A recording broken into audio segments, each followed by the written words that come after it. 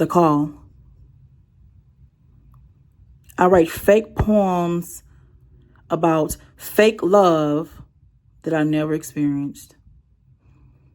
I was experiencing social anxiety, anxiety attacks, post-trauma, major depression, late diagnosed autism, ADHD.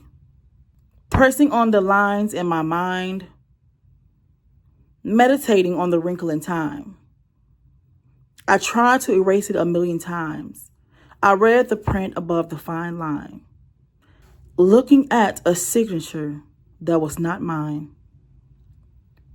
It said, God, born and shapen in iniquity, birthed into brokenness, and winded from perceptions of safety when the bow broke. Called to a purpose unfamiliar to my mouth, twisted like branches on the backhands of old men. Was my tongue? It seemed to not know sensible words that formed together properly like threads in a soliloquy.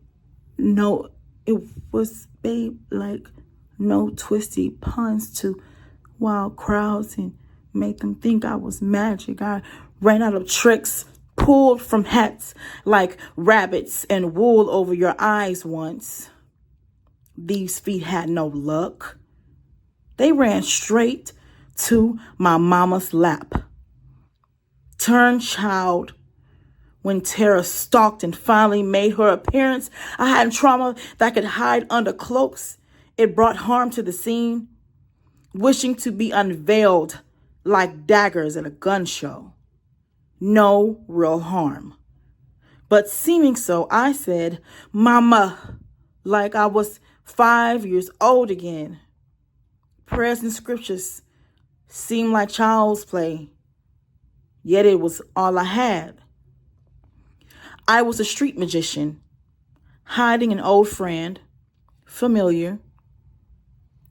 What does trauma look like? When it's a trick. It's turning Johns on their head, and they laugh at me when they realize what I did with them. I made you think I had superpowers.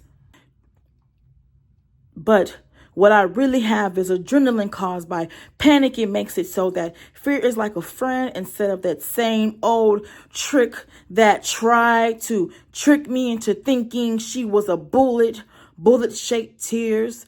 Don't hold a candle to the numbness of depression. I was so angry I stopped feeling sad. But it was assigned to me. Who will answer the call when he says, step up? I stepped into line, not realizing that a thorn in the flesh is a thistle to the God that loves me enough to prune me and strengthen me and loves me enough to call me. He says, come to me, all who are weary, and I will give you rest. But how do I wait on peace when I feel none while I'm trying to pass the test? Doing my best. I need to rest.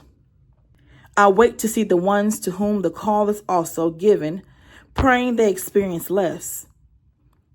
But I look back at how he pulled me through, and I am reminded that weeping may endure for a night, but joy always